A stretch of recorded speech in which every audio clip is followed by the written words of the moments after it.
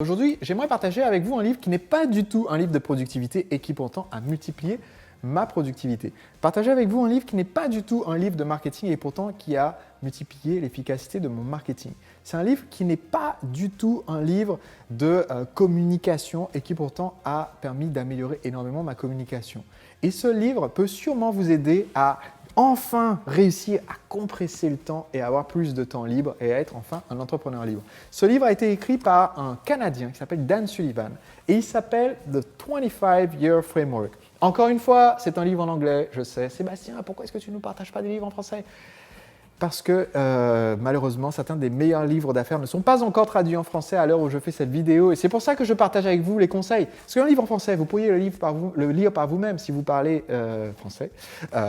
Mais si vous ne parlez pas anglais, eh bien, c'est utile. Et puis, ce sont aussi des livres qui ont une importance énorme, qui sont du coup très peu connus et dont je pense qu'il est important de vous donner les secrets. Donc, dans ce livre, 25-Year Framework, c'est un livre épatant. Parce que pendant longtemps dans ma vie d'entrepreneur, je me sentais extrêmement frustré.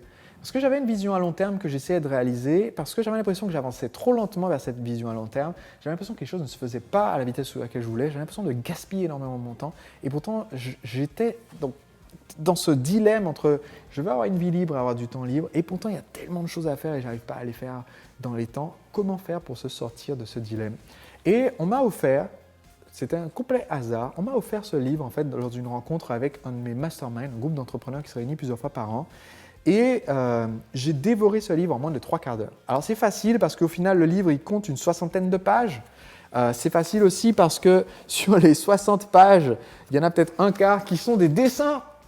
Et c'est… Ah ! Qu'est-ce que c'est ? Qu'est-ce que c'est ? Ah bah c'est la lettre écrite. Alors ça c'est un petit conseil marketing, petite parenthèse. Si vous écrivez un livre et que vous permettez à vos clients de recommander vos livres, eh bien ce que Dan Sullivan fait, c'est qu'il permet à ses clients, donc en l'occurrence Suzanne Garrett qui est une de ses clientes, d'offrir des exemplaires de ses livres en cadeau. Et donc quand j'ai reçu ce livre en cadeau, il y avait une lettre au nom de Suzanne que Dan a inséré avec le livre. Donc voilà, c'est une petite astuce marketing, petite parenthèse. J'avais oublié que cette lettre était là, hop, avec le livre. Donc, je reviens sur mon sujet principal. Le livre, en fait, est très très intelligemment conçu parce qu'il véhicule une idée centrale et qu'au fil des chapitres, donc, il y a des dessins. Et le dessin reprend en fait toute l'idée du chapitre. Ce qui veut dire que si on a la flemme de lire, on peut juste se contenter de regarder les dessins et on a tout compris. C'est le livre parfait.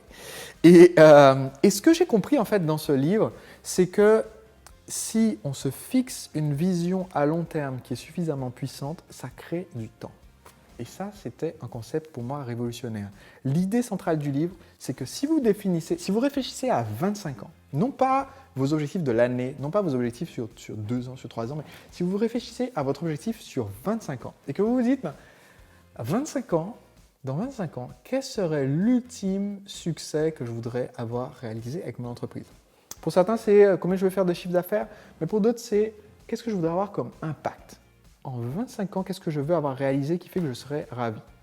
Par exemple, pour moi, d'ici 25 ans, je voudrais avoir impacté tous les entrepreneurs de la zone francophone. Je n'ai pas besoin de toucher les gens qui sont en Chine, en Inde, les anglophones, le marché anglophone, c'est bon, il y a déjà des gens qui s'en occupent, mais le marché francophone, surtout l'Afrique francophone, Haïti, et même des petits pays très développés comme la Suisse, d'accord, où j'ai beaucoup de clients, ont besoin d'avoir un certain nombre de messages de marketing, d'entrepreneuriat, de développement personnel que j'aimerais leur communiquer. Et donc, dans 25 ans, si je peux avoir touché tous les entrepreneurs francophones, ce qui représente un public d'environ 25 millions d'entrepreneurs, si je peux leur avoir apporté à tous, sans exception, un concept, une idée, un livre, une formation ou un séminaire, si je peux avoir touché toutes ces personnes-là parce qu'elles sont abonnées à ma chaîne YouTube, à mes vidéos Facebook, à ma newsletter, même si c'est gratuitement, alors je pense que j'ai eu un impact important sur le monde et je serai content de mes 25 années. C'est mon objectif pour les 25 ans.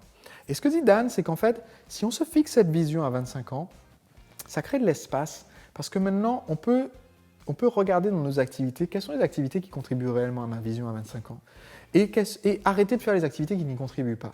Arrêter de faire les activités où on rame sur place. J'appelle ça, moi, le rocher, comme dans le problème de Sisyphe, d'accord, sa punition où il doit remonter un rocher sans cesse en haut de la montagne et le rocher redescend en bas de la montagne. Ça ne fait pas avancer le schmilblick. Et donc, ce que dit Dan, c'est qu'en fait, premièrement, on peut laisser tomber toutes les activités qui ne font pas avancer le schmilblick. Et deuxièmement, son idée, c'est que du coup, combien il y a de trimestres dans une année? Combien il y a de trimestres dans une année? Il y en a 4. Et donc, sur 25 ans, combien il y a de trimestres au total sur 25 ans? 4 fois 25 égale 100.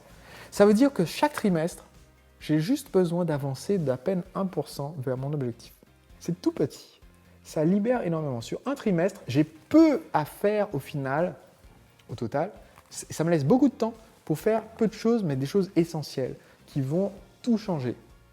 Et du coup, ça me permet de me concentrer sur les activités qui vont vraiment avoir cet impact à long terme. Ça me donne de la patience. Et le fait de se donner de la patience fait qu'on arrête de courir. Et le fait d'arrêter de courir fait qu'on peut enfin avancer dans la bonne direction. J'ai appris ça de ce livre. Même si vous ne lisez pas l'anglais, vous pouvez utiliser ce conseil clé que je viens de partager avec vous, qui est réfléchissez à maintenant à quel est votre objectif à 25 ans, quel est votre rêve, qu'est-ce que vous voulez avoir réalisé à 25 ans, quelle est votre grande vision à 25 ans. Et vous allez vous rendre compte que ce que vous essayez de compresser en ce moment en vous battant pour que ça ait lieu cette année, parce que vous devez absolument doubler ou multiplier par 10 la taille de votre entreprise dans cette année, si vous prenez le temps de penser à 25 ans, vous pouvez souffler un peu. Et au lieu de courir pour essayer de doubler, multiplier par 10 en un an, vous pouvez plutôt, cette année, être en train de poser les fondations qui font que dans 25 ans, vous aurez atteint votre grande vision. Et vous pouvez du coup avoir plus de temps libre en même temps que vous êtes en train d'être beaucoup plus productif.